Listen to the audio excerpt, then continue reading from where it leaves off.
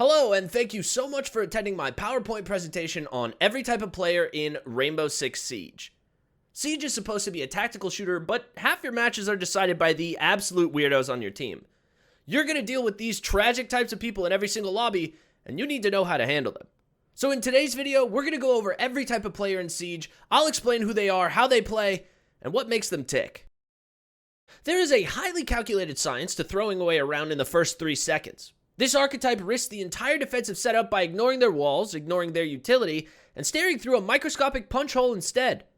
They want to catch attackers fresh out of their drone screens, completely immobile and defenseless. So to guarantee success, they pre-open barricades at the absolute end of the preparation phase using punch holes or pixel peaks to mask the breaking sound and catch attackers completely off guard. By using the start of round audio clues to hide the sounds of shattering wood, they ensure that the first thing an attacker hears is gunfire. This isn't instant spawn killing because attackers actually have a brief moment to navigate, but spawn near the upper double windows on Chalet, the armory window on Oregon, the CCTV area on Clubhouse, or the server room on Border, and you are immediately in the line of fire. These players live and die by magnifying scopes, making Doc, Rook, Echo, and Thorn their ultimate crutches. The community is deeply split on this behavior, where many feel that it is a dirty, frustrating mechanic that ruins casual matches for beginners and should be banned from anything outside of ranked, while others defend it as a legitimate high-risk, high-reward strategy that forces attackers to proceed with extreme caution. If they eliminate a critical utility carrier early, the defense have a massive advantage. But when they fail, they leave their team playing a man down before the round even starts. Speaking of getting killed instantly at the start of a round, let's pivot from defenders peak killing to attackers killing, well, their own objective. The Siege community has spent years turning this single archetype into a legendary running joke. If you play casual hostage games, you already know the immediate cold dread of watching a teammate lock in fuse. They treat the hostage less like an objective to be rescued and more like a heat-seeking magnet for high-explosive hockey pucks. There's also a running joke in the community that Fuse mains possess an instinctual, uncontrollable urge to eliminate the hostage. They ignore the basic mechanics of how their own operator works, and instead of clearing adjacent rooms or flushing out anchors, they walk right up to the objective and deploy the cluster charge blindly on the hostage room walls, releasing sub-grenades that bounce unpredictably and guarantee an instant, embarrassing round loss. The bouncing sub-grenades have zero mercy, scattering across the room while your entire team watches the red indicators in slow-motion horror. Now, don't get me wrong, it is hilarious when the enemy team does it, but when it's your own teammate, it makes you want to uninstall. So basically, you are forced to babysit them, scream in game chat, or shoot their cluster charge before they press the button and throw the match. While the hostage fuse fails through explosive ignorance, our next player fails because they refuse to use their gadgets at all. Relying purely on raw mechanical aim, and while ignoring the most fundamental recon tools in the game, is a quick way to throw your life away. These players think that they are too good for cameras, and during the preparation phase, they leave their drones sitting uselessly in spawn or let it get destroyed immediately. And then when the action phase starts, they rush blindly into the building without throwing a single secondary drone, running straight into crosshairs and pre-placed defender traps. They operate under the delusion that their fast reflexes can bail them out of any terrible position, but spoiler alert, they can't.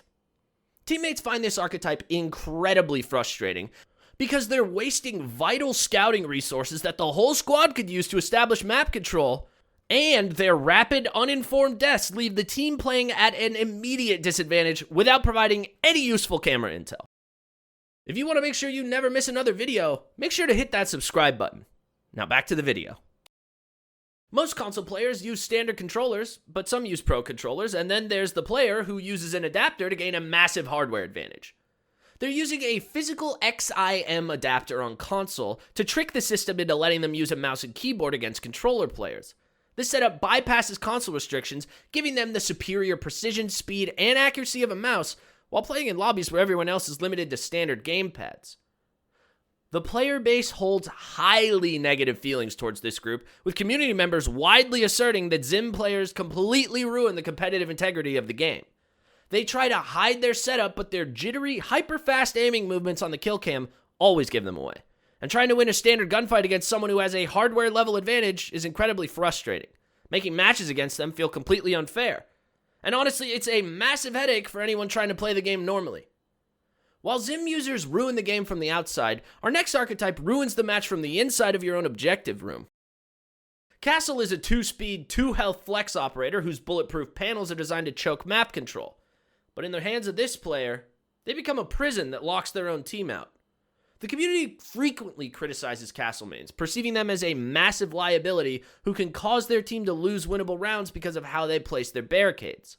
Normally, taking down a barricade will return it to the Castle player's inventory, which is great for repositioning.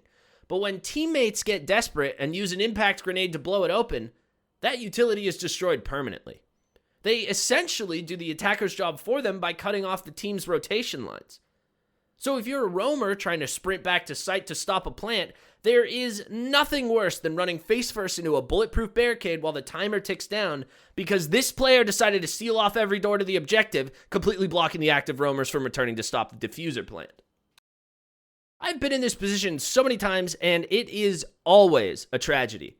This is the tragic story of the player who reluctantly fills the necessary hard breacher role, only to be immediately punished for their selflessness.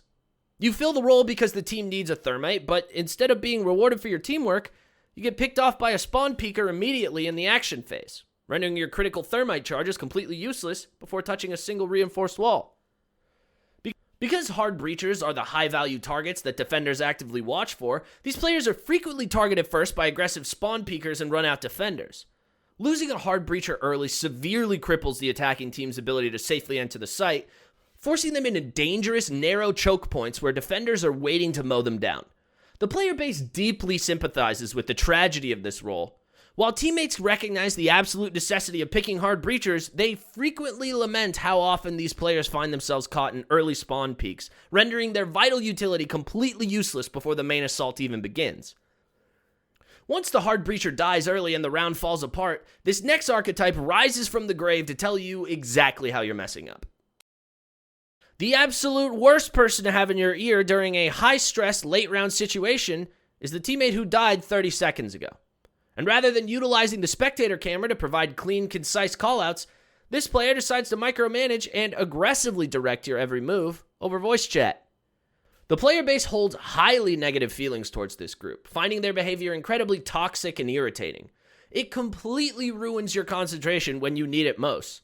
And there is nothing more stressful than trying to handle a 1 vs 3 clutch while someone is screaming in your headset, blocking the sound of enemy planting diffusers or sneaking up behind you. They think their shouting is helping you clutch, but they're actually flooding the voice comms with nonstop yelling and micromanagement, which completely blocks the surviving player's ability to hear key footsteps or reload sounds. While the coach wants you to play slow and listen to their screaming, our next attacker has exactly 1 speed. Mach 5 straight into a window. Amaru's Gara hook is structurally designed for late round flanks and coordination, but players exclusively use it to rush the window within 5 seconds. Despite her kit being tactically optimized for delayed flanks and pinching defenders after the team is already engaged, this player chooses to rush immediately. They end up loudly flying through a barricaded window directly into waiting defender crosshairs or pre-placed welcome mats within the opening moments of the action phase. The sound of her Gara hook is so loud and distinct that every defender on site has plenty of time to aim at the glass before she even arrives. The community views Amaru rushers as a massive gamble. While they occasionally pull off a spectacular, unexpected site capture against unprepared teams, they far more frequently die within the opening moments of the action phase, leaving their team to fight at a permanent disadvantage. Flying into site and instantly dying is one way to throw, but this next player takes not dying to a toxic stat-saving extreme. The community holds a deep resentment for this archetype, with players considering them to be the scummiest and most toxic players in the entire game. They will instantly disconnect from the match the moment they're down to deny a Caveira interrogation or protect their kill-to-death ratio. This player cares infinitely more about their personal stat page than actually winning matches or helping the squad. To ensure death is not recorded on their profile, they will actively bait teammates, play passive positions far from the action, or hide in safe corners during key site retakes.